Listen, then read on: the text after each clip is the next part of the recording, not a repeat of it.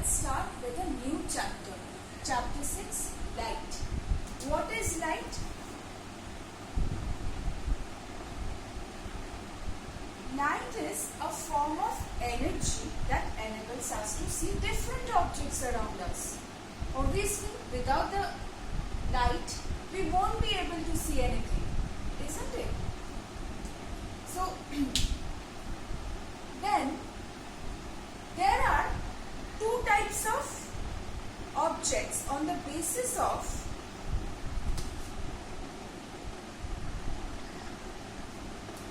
suppose there are few objects which can emit light of their own.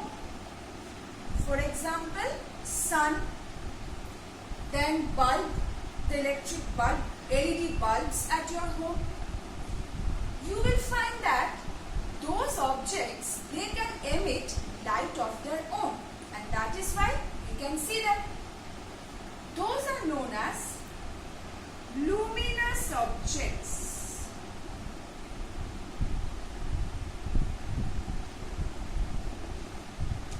Those objects which can emit light of their own.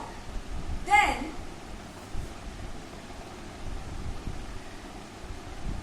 can you name the natural luminous object one? A natural luminous source? Sun. Any artificial? Artificial, that means which is not natural, man-made. The LED bulbs, torchlight, isn't it? Okay. But then, for example, I am standing here, but you can see me, but I do not emit any light, obviously. Or for example, this board, chair, table, everything around you. For example, the book, the physics book which you are reading. Okay? What about those objects? Do they emit light of their own? Do I emit light of my own? No. Then how can you see me or how can you see the board? Light from the luminous objects. For example, in this room I have a bulb. I have a bulb in the top.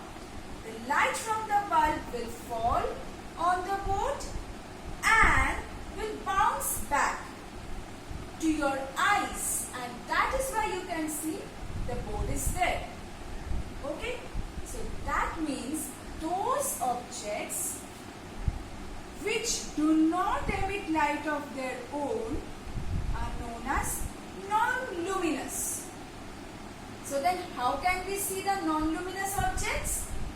We can see the non-luminous objects when light from the luminous sources fall on the non-luminous objects and bounces back to our eyes. Then we can see the non-luminous object there. Okay?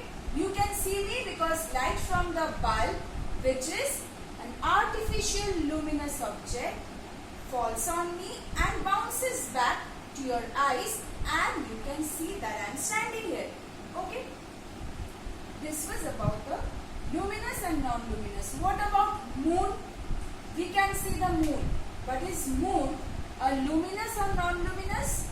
Non-luminous. Moon does not emit light of its own. Then how can we see the moon? It reflects the light of the sun which falls on it to our eyes, and we can see that there is a moon. Okay? So moon is also non-luminous. Examples of non-luminous you can write on your own then. Luminous also you can write on your own. There are few organisms like firefly. They can emit light of its own. How can they emit light? Due to some chemical reactions which take place within them. Due to that, light is produced. As a result, firefly can emit light of its own. Okay? I cannot emit, you cannot emit. Okay. Next, let's come to, suppose you have a dark room, entire dark room. Okay? You have cover the windows, doors, everything with black paper. Now you make a small hole in one of the black papers covering the window. What will you find? A very narrow streak of light coming from the window. A very narrow path of light is known as ray of light.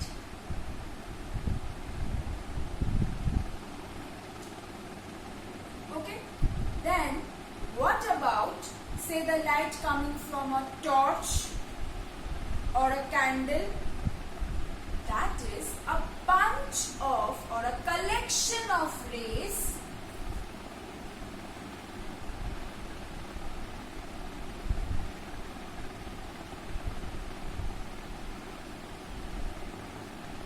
known as beam of light.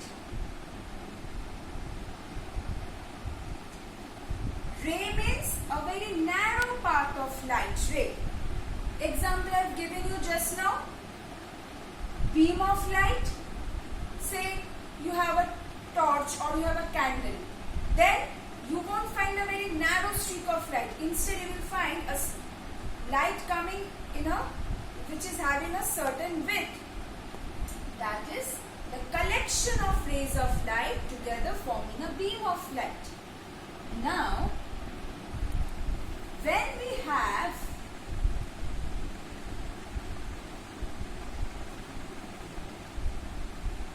what are this? In geometry, have you learned parallel lines? The lines, when the lines are equidistant from each other, that means distance between the lines throughout same. What are they called? Parallel lines. Similarly, when the rays of light travel in this manner, it is known as forming a bunch. See, single ray, and you have this is single ray, and this you have multiple rays, bunch of rays forming a beam. What do we call it then? Parallel beam of light. Parallel beam of light.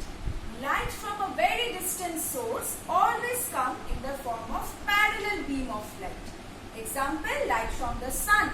It comes in the form of a parallel beam of light. Okay? Then, suppose you have a torch or you have a candle. You will find that the light is emitting in all possible directions from the torch or candle. When light gets scattered in different directions from a point, that is known as, it gets scattered like this. Divergent.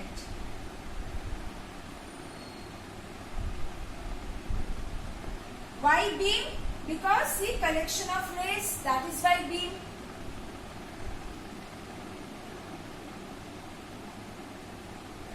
Okay? See, when the light rays, they get scattered in different directions, that is, they diverge in different directions, known as divergent beam of light. But when light from some nearby source meets at a point, say light from a certain source, all meet at point. The light rays, they meet at a point. Meeting at a point. Meeting. Converging. So we call it convergent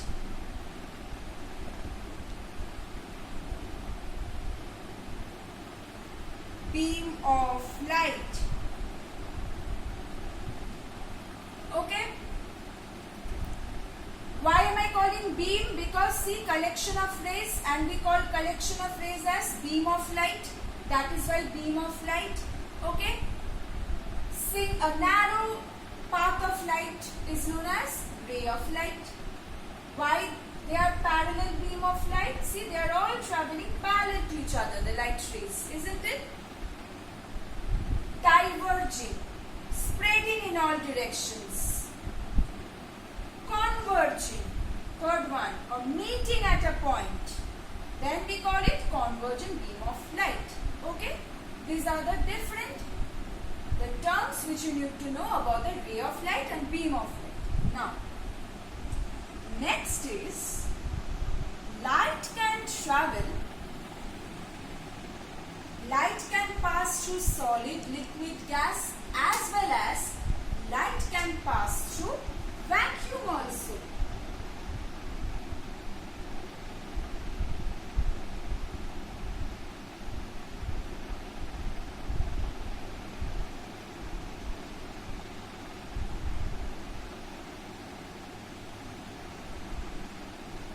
What is vacuum? Light can pass through solid, liquid, gas, and also even if there is no solid, no liquid, no gas, that is there is no matter, a space where there is no matter present, vacuum. Light can also pass through vacuum. Note the speed of light. Light travels fastest in vacuum. What is the speed of light in vacuum? Note it in your book. See, this is the speed of light.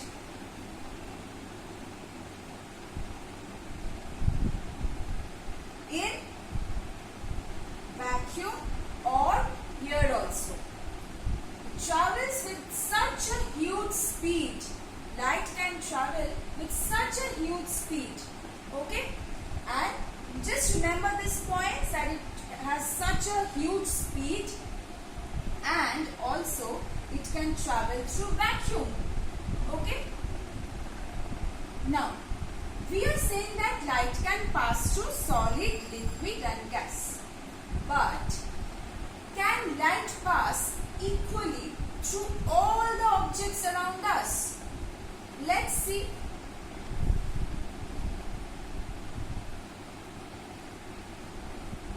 Suppose you take a cellophane paper.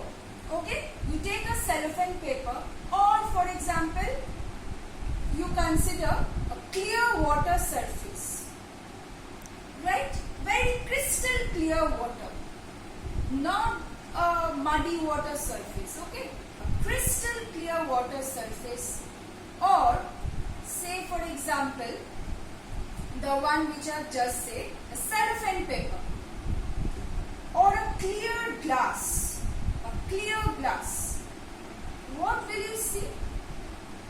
You will find that suppose if you have a cellophane paper, okay, if you have a cellophane paper or clear glass, or you have clear, crystal clear water, you will find that you can see easily the objects in the other side. That means those objects can pass light through them very easily and completely. Light passes through those substances completely. Those substances are known as transparent materials.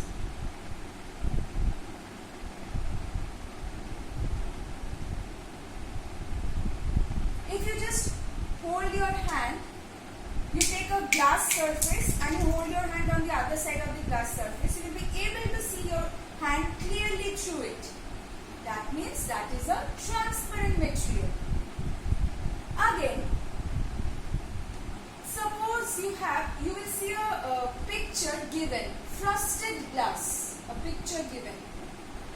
Notice that if you hold your hand behind the frosted glass, you will be able to see your hand, but not as much clearly as you were able to in this case.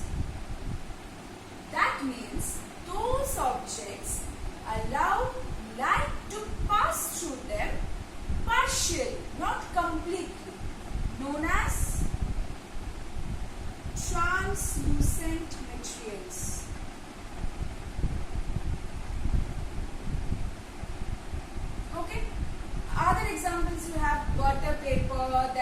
frosted glass. See, you have this pictures in your book. Just see what the difference is. You will find in case of clear glass, you are able to see completely. If you are holding your hand behind the clear glass, you are able to see your hand completely. That means light can pass through those materials completely. Transparent. But translucent, light can pass not completely but partially. That is why you can see the object behind that translucent material, but not as much clearly as this one. Then what about, say, this board? Can you see, if I just hold this marker behind this board, can you see the marker? No. That means this board is known as opaque.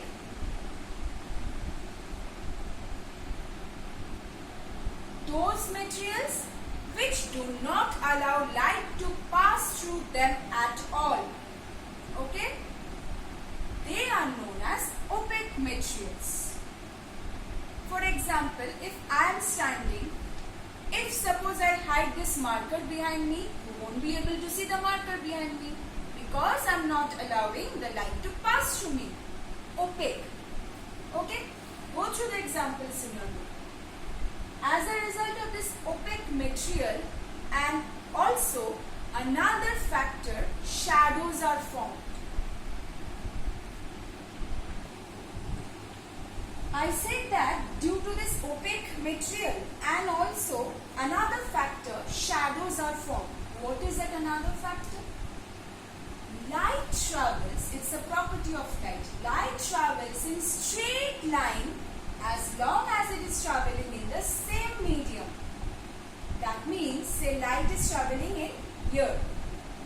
It's traveling in straight lines as long as it is traveling in here. That property is known as rectilinear.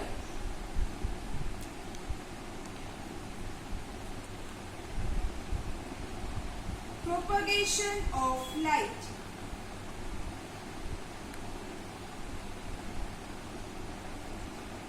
If light would have passed in curved path, then if I hold this marker behind the board, light would have simply got obstructed. I said this is an opaque material. That means board is an opaque material. It does not allow light to pass through it. So what will light do? If suppose light would have traveled in curved path, light would have curved around it, and then light would have reached the marker and we would have been able to see the marker.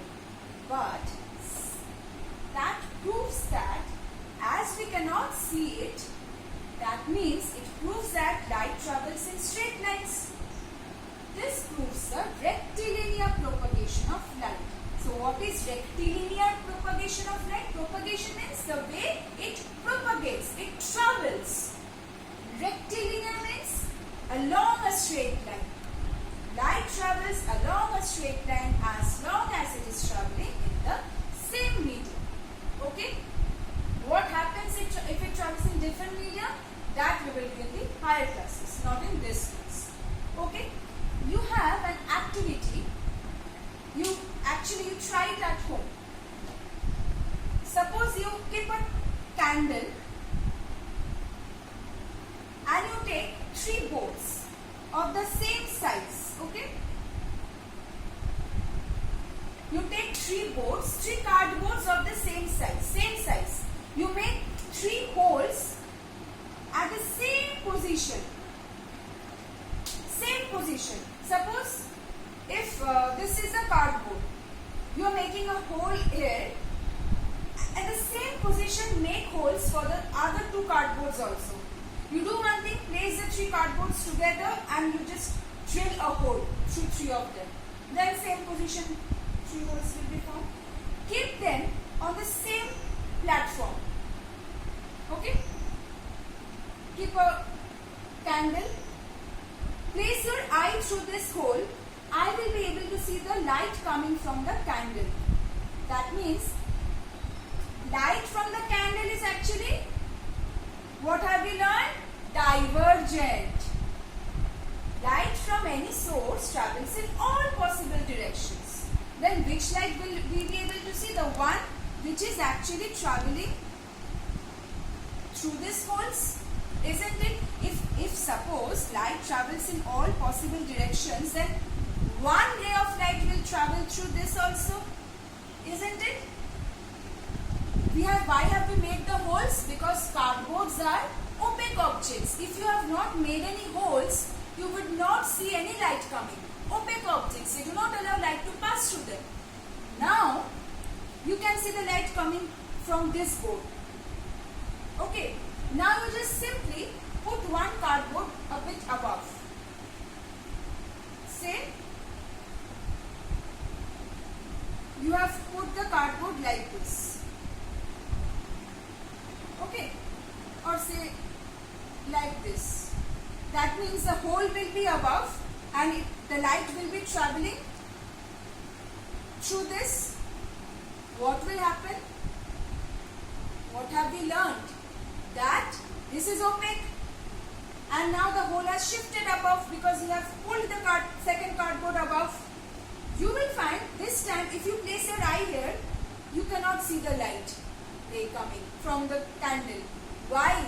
Because this time this hole is not present in the same line and light travels in the same, along a same straight line, along a straight line. It cannot dance and go like this. No, it cannot do that. It gets obstructed by the board this time. This is opaque, so it's not allowing light to pass. Therefore, so try this activity at home. Okay, so I'll keep the topic till class, till this part only. In the next class, we'll start with the applications of rectilinear propagation of light. Okay, and please do try this activity at home. It's very interesting.